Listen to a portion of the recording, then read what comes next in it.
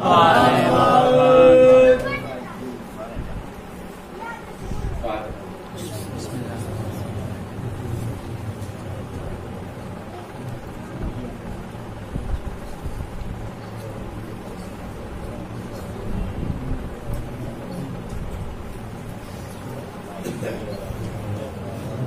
بالله السميع العليم من الشيطان اللعين الرجيم بسم الله الرحمن الرحيم الحمد لله الذي خلق من الماء بشرا وجعله نسبا وكان ربنا قديرا الذي يصطفى من عباد الصالحين وسيد المرسلين وخاتم النبيين محمدا شاهدا وبشرا ونذيرا وداعيا إلى الله بإذنه وجعله سراجا منيرا الذين أزهد الله عنهم الرجس وأهل البيت ويطهرهم تطهيرا.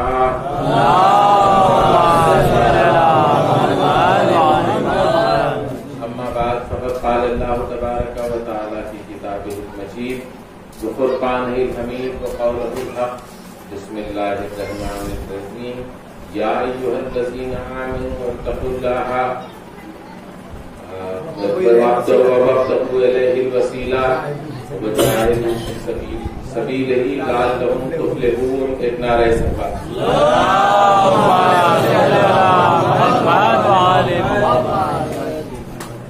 حاضرین بس سب کی مجلس میں گو کہ اس آیت کو سرنامہ کلام قرار دیا تھا، لیکن اس آیت کے سلسلے میں کوئی گفتگو نہیں ہو سکی. ظاہری ترجمہ یہ ہے کہ یا ایھا الذین آمنوا، اے لوگ، وہ لوگ جو ایمان لا چکے ہو، جو ایمان لا چکے ہو، اللہ کا تقوی اختیار کرو اور وسیلے کی تلاش کرو.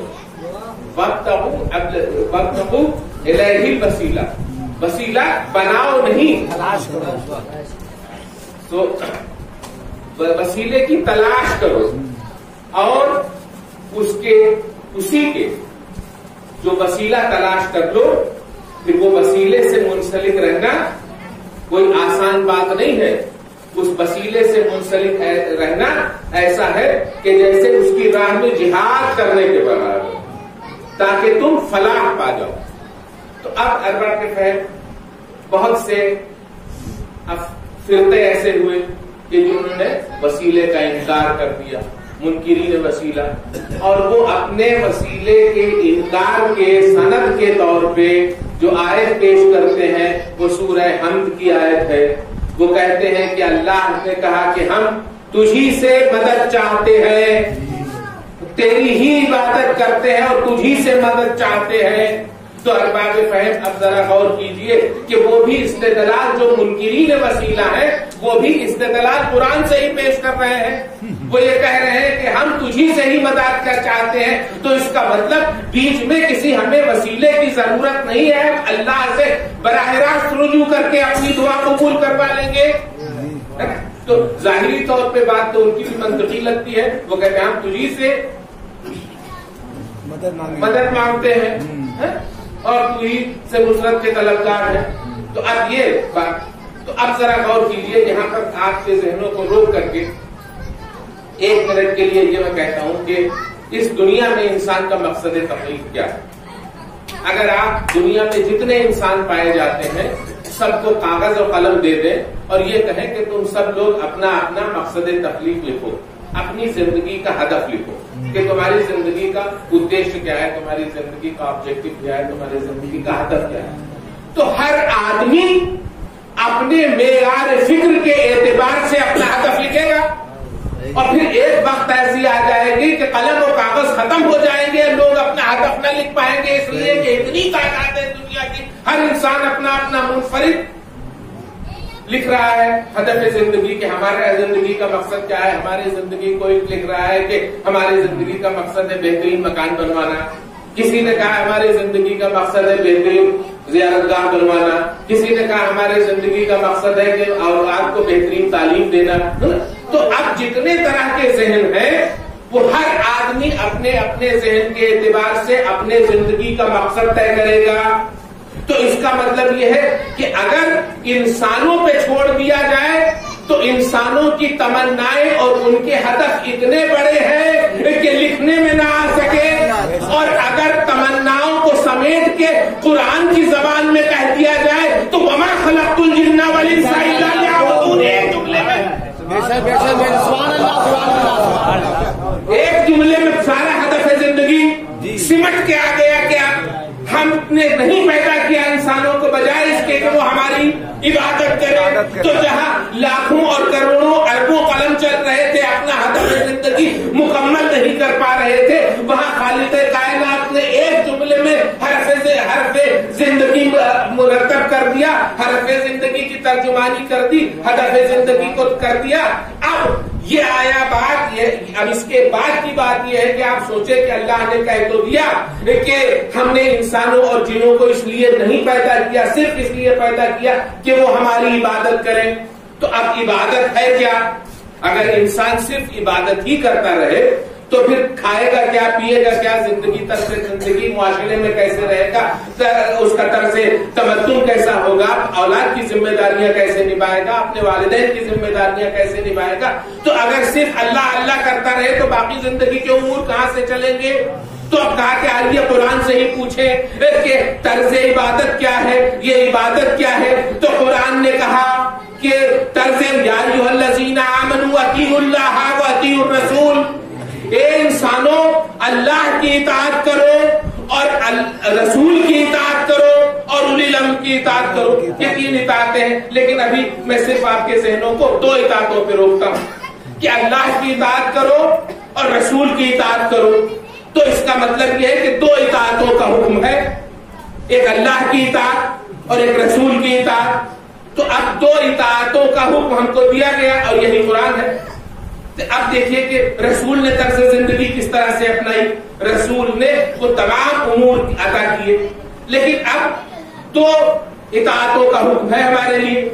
تو اب آپ دیکھیے کہ اب معاذ اللہ خاتم بدہن نقل کفر نہ باشد، یعنی اگر یہ جب ہم کو دو اطاعتوں کا حکم دیا گیا تو اب یہ چاہیے کہ اگر اللہ کچھ کہے اور رسول کس کہے تو ہم کس کی مانیں؟ اگر دو اطاعتوں کا حکم ہے تو اب اللہ کچھ کہے، اللہ کہے کہ صبح کی 2 رکعت نماز فجر، رسول کہے کہ نہیں 4 رکعت نماز پڑھنا ہے، تو اب بیچارہ مومن بیچارہ بندہ تو پریشان ہو جائے گا کہ اس کی مانے۔ اور قرآن ہی کہہ رہا ہے کہ دو کی اطاعت، ان کی اطاعت کرو اور ان کی اطاعت کرو۔ اگر اللہ کہے کہ قرآن کے 30 روزے ہیں اور رسول کہے کہ نہیں 40 روزے رکھنے ہیں، تو اب ہم کو پریشانی ہو جائے گی کہ ہم اللہ کی بات مانے کہ رسول کی بات مانے، ہم کس کی بات مانے۔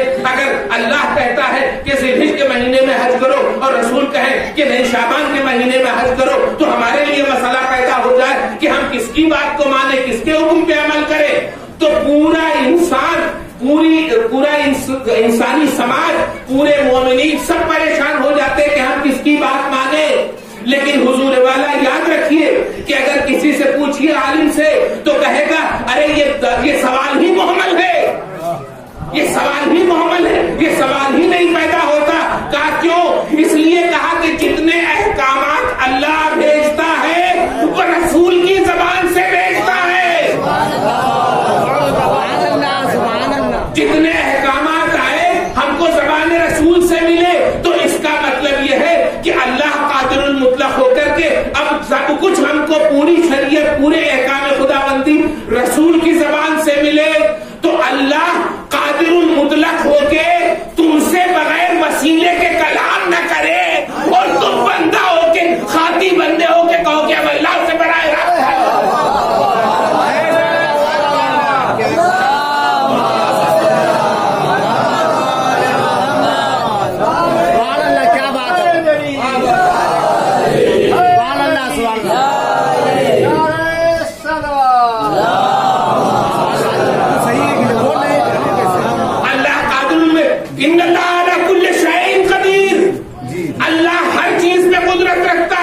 لیکن وہ اپنی باوجود قدرتوں کے، اپنے جبروت کے، وہ وسیلے کا متقاضی ہے کہ جب تک محمد کی زبان کا وسیلہ نہ ہو، محمد کا وسیلہ نہ ہو، مومنین سے بات نہیں کرتا، مسلمانوں سے بات نہیں کرتا، تو مسلمانوں، یہ خاکی انسانوں، یہ قطرے نبی سے پیدا ہونے والوں مسلمانوں، تمہارے اندر اتنی صلاحیت کہاں سے پیدا ہو گئی کہ تم براہ راست اللہ سے اپنا رابطہ جوڑ دو؟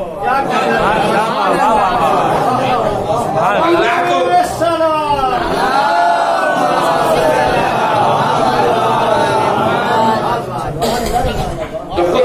اللہ نے تلاش کیا وسیلہ محمد کا، خود وسیلہ تلاش کیا. اور میں منکرین وسیلہ سے کہتا ہوں کہ اگر منکرین وسیلہ جو آج دنیا میں آ کر کے وسیلے کی نفی کرتے ہیں، وسیلے کا انکار کرتے ہیں، تو میں کہتا ہوں کہ اگر ان کے والدین کا وسیلہ نہ ہوتا،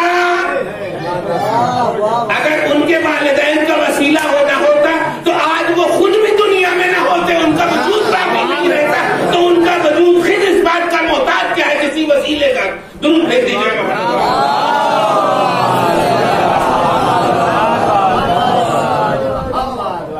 تو ان کا خود اپنا وجود اللہ پیدا کر دیتا ہے صحیح اپنی قدرت سے، لیکن اس نے جب ماں باپ کو وسیلہ بنایا تو اللہ چاہتا ہے کہ تم وسیلے کہ منکر نہ بنو، وسیلے سے آؤ.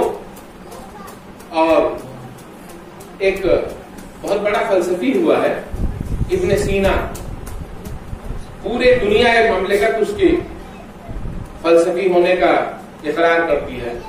تو اس نے ایک کتاب لکھی ہے، کتاب الشفا، اس کا انگریزی میں ترجمہ ہوا کئی فلسفی کی کتاب ہے، اور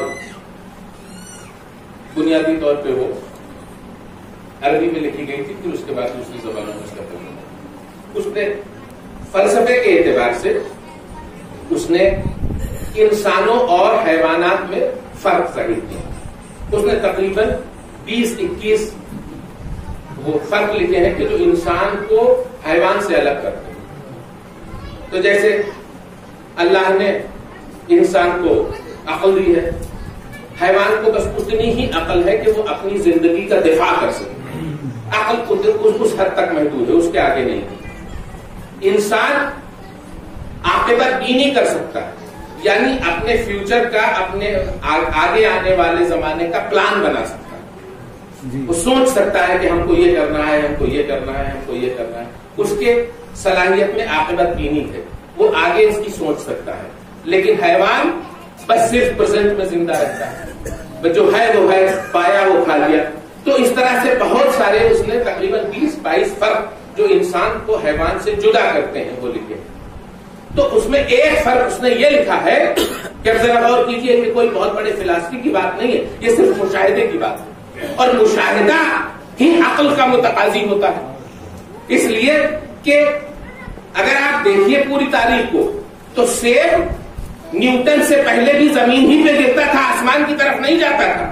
یہ حقیقت موجود تھی، لیکن نیوٹن نے یہ بات پتہ لگائی کہ یہ زمین میں ایک کشش ہے جو کسی چیز کو کھینچتی ہے اپنی طرف. تو چیزیں تو موجود تھیں. تو مشاہدہ سب سے بڑی بنیاد ہے سائنس کی. تو اس نے کہا کہ جو انسان سے حیوان کو جو چیز الگ کرتی ہے اس میں ایک چیز یہ ہے کہ حیوان اپنی غذا کے آگے سر جھکا کے کھاتا ہے اور انسان اپنی غذا کو ہاتھوں سے اٹھا کے کھاتا ہے. تو ایک فرق یہ ہے، یہ مشاہدے کا فرق ہے کہ جو حیوان ہوتا ہے وہ اپنی غذا کے آگے سر بسجدہ ہو جاتا ہے.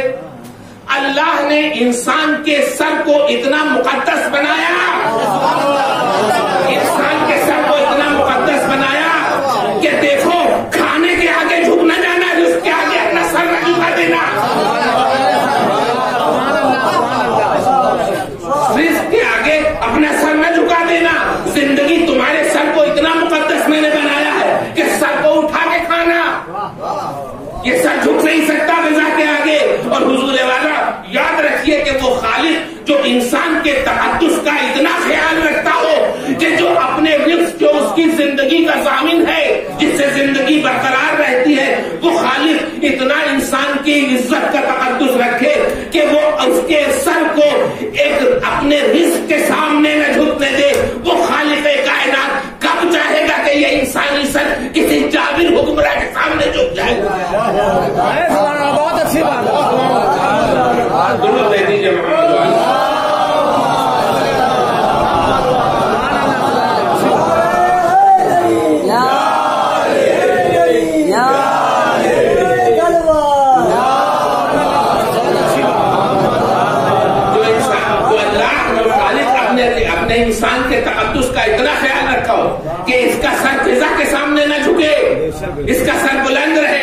تو کیا خالق یہ چاہتا ہے کہ ایک جابر حکمراں کے سامنے سر جھک جائے انسان کا؟ میں کہتا ہوں کہ یہ انکار بیعت امام حسین علیہ السلام یہ انسانیت کی سب سے بڑی دلیل ہے کہ تقدس کے ساتھ زندگی گزار سکتے.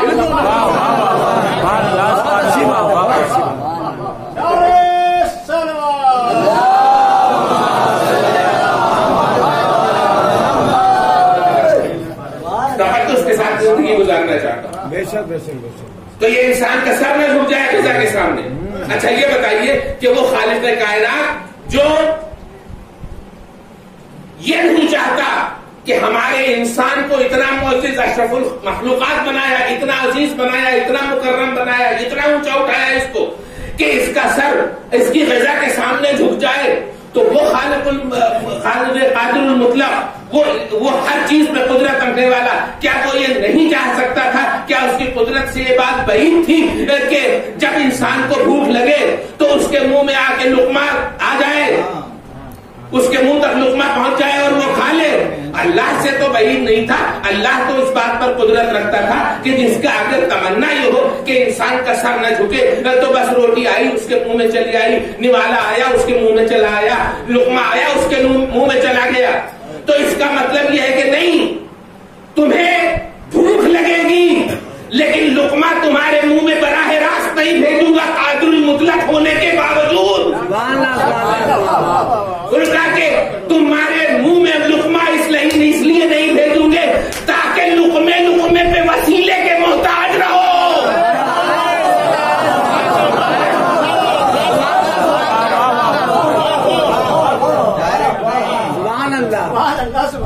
تاکہ لقمے پہ وسیلے کے محتاج رہو. وہ یہ بھی چاہ سکتا تھا، وہ یہ بھی کر سکتا تھا کہ لقمہ تمہارے ذہن میں آ جائے، لیکن تمہیں مجبور کیا اس وسیلے کا کہ اپنے ہاتھوں سے اٹھاؤ اور اپنے منہ تک لے جاؤ، بنا وسیلہ جو انسان غذا نہ حاصل کر سکے.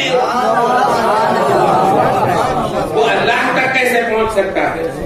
تو بس اسی وسیلے کی ہدایت تھی کہ وسیلہ یا ایھا الذین آمنوا وابتغوا الوسیلہ، ہمیں وسیلہ تلاش کرو. تو اب یہ وسیلے کا تلاش اور اس کے راہ میں جہاد کرنا، تو میں کہتا ہوں کہ بس یہ جہاد کی وہ منزل ہے کہ جس کو امام حسین علیہ السلام اگر کر کے نہ دکھاتے تو شاید سمجھ میں نہ آتا کہ حق کیسے بچایا جا سکتا ہے.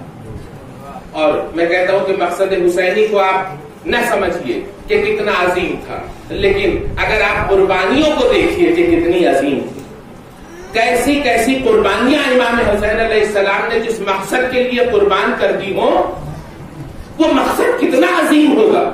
میں کہتا ہوں کہ جناب حضرت علی اکبر کی جوانی ایسی بے قیمت تو نہیں تھی کسی کی عام مقصد کے لیے صرف کرتی ہے. جناب حضرت علی اکبر، اللہ اکبر، میں کہتا ہوں کہ بس ایک رشتہ میدان میں باپ اور بیٹے سے قریبی رشتہ کوئی رشتہ ہے نہیں، اور اپنے باپ کے اوپر اپنی جان نثار کرنے والا بیٹا بھی موجود ہے. تاریخ میں ہے کہ کربلا سے پہلے ایک مقام ہے جس کا نام ہے عجیب الحیجانات. عجیب الحیجانات کے مقام کے اوپر امام حسین علیہ السلام کا قافلہ رکا اور امام حسین علیہ السلام قمود خیمہ سے تکیہ کر کے بیٹھ گئے. پہلو میں جوان بیٹا باپ کی سپر سایہ بنا ہوا بیٹھا ہے. ایک بار امام حسین علیہ السلام نے قنوت سے آنکھ کھولی تو چہرے کے اوپر انا للہ و انا الیہ راجعون کے الفاظ لکھے. ایک بار جوان بیٹا پریشان ہو گیا، کہا بابا یہ تو فقرہ مصیبت ہے، بابا کیا بات ہے کہ آپ کے زبان کے اوپر یہ جملے جاری ہوئے، اور بس ایک بات پوچھ لی. کہا بابا یہ بتائیے ہم حق پر تو ہیں، ہم حق پر تو ہیں. بس امام حسین علیہ السلام کہتے ہیں کہ اے بیٹا بے شک ہم حق کی راہ میں ہم حق کے جادے میں چل رہے ہیں. بس ایک بار بیٹے کے چہرے پہ جیسے آثار بشاشت آ گئے، بس بیٹا متبسم ہو گیا، کہنے لگا اے بابا اگر ہم حق کی راہ پہ ہیں تو کیا فرق پڑتا ہے کہ موت ہم پہ آ جائے یا موت پہ آ پڑے. اس کا مطلب یہ ہے کہ ہم کربلا میں امام حسین علیہ السلام کا غرور صرف اور صرف نفاذ حق کے لیے، صرف نے فاتحہ کے لیے علی اکبر نے بتا دیا، امام نے بتا دیا۔ میں کہتا ہوں کہ اللہ نے حق شناسی، کہ وہ حق شناسی ہے کہ جہاں لوگ کہہ دیتے ہیں کہ جوان ہے، امنگے ہے، ابھی نئی جوانی ہے، خون گرم ہے، لیکن اللہ کو اکبر ذرا حسین کی آغوش کی پرورش کا نتیجہ تو دیکھیے کہ جوان بیٹا ہے اور بیٹے کی نگاہیں زیادہ حق پہ ہے، کوئی ایسی بیجا شجاعت دکھانے کا موقع نہیں ہے۔ ارباب اعزاز بیٹا باپ سے پوچھ رہا ہے، پاپا اگر ہم حق پہ ہیں تو ہمیں موت سے کیا خوف ہے؟ ہمیں موت سے کوئی خوف نہیں ہے۔ بس ارباب اعزاز ہاں حسین کا یہی بیٹا، یہ بڑی انفرادیت امام حسین علیہ السلام نے جناب علی اکبر کے ساتھ کی ہے کہ جب جس شہید کو بھیجنا تھا مولا نے اجازت دے دی، لیکن جب شہزادہ علی اکبر نے اس نے جنگ طلب کیا تو امام حسین علیہ السلام ارے یہ نہیں کہتے ہیں کہ بیٹا ہماری طرف سے اجازت ہے، کہتے اے بیٹا ارے جس پھوپھی نے 18 برس محنت کر کے پالا ہے، ارے جب تک اس پھوپھی کی اجازت نہ لے لو ہماری اجازت کی کوئی اہمیت نہیں۔ ایک بار یہ اللہ اکبر، بس جب کہا پھوپھی کا نام لے لیا، جناب زینب کو کہہ دیا تو بس جیسے جناب حضرت علی اکبر مطمئن ہو گئے۔ کہا بابا آپ سے اجازت لینا تو آسان ہے، لیکن پھوپھی سے اجازت لینا ارے ہمارے لیے ناممکن ہے۔ لیکن اللہ اکبر، میں کہتا ہوں کہ صاحب نہج البلاغہ کا پوتا تھا، اس لیے اس انداز سے جناب زینب کو بھی انہوں نے اپنے اس اجازت کے لیے راضی کیا۔ بس ارباب اعزاز میں جنگ نہیں پڑھ سکتا، میں رخصت نہیں پڑھ سکتا، بس ایک بار ام لیلہ سے بھی اجازت ہوئے، ماں سے کہا کہ مادر گرامی مجھے اجازت دیجیے، مجھے اس لیے اجازت دیجیے تاکہ روز محشر ارے دادی فاطمہ کے سامنے آپ کا دودھ سرخرو ہو سکے۔ بس ارباب اعزاز جناب ام لیلہ نے بھی اجازت دی، لیکن اب ماں کا دل ہے، ماں کا دل ہے، ابھی ماں کا دل ہے۔ اور اس کے بعد اب آگے یہ کہتی ہے کہ خیمے کے پاس فضہ سے کہا اے فضہ ارے ذرا ترے خیمہ سے میرے فارس حسین کا چہرہ دیکھتی رہنا، اس لیے کہ جب باپ جب بیٹے سے کوئی سخت وقت پڑتا ہے تو باپ کا چہرہ متغیر ہو جاتا ہے۔ اے فضہ ذرا حسین کے چہرے کو دیکھتی رہنا اور مجھے بتاتی رہنا کہ میدان جنگ میں میرے بیٹے پہ کیا گزر رہی ہے، میرے بیٹے پہ کیا گزر رہی ہے۔ بس ایک بار کی جناب فضہ کہتی اے شہزادی ارے حسین کا چہرہ زرد ہو رہا ہے، ایک بار کی کہا میرے لال کی خیر ہو۔ فضہ نے پوچھا بھیا ارے علی اکبر میدان جنگ میں خیر سے تو آئے؟ کہا نہیں ہے فضہ ارے ایک شقی میرے بیٹے کی سے مقابلے سے آیا ہے، ارے وہ تر و تازہ ہے لیکن علی اکبر 3 دن کے بھوک اور پیاس میں ہے۔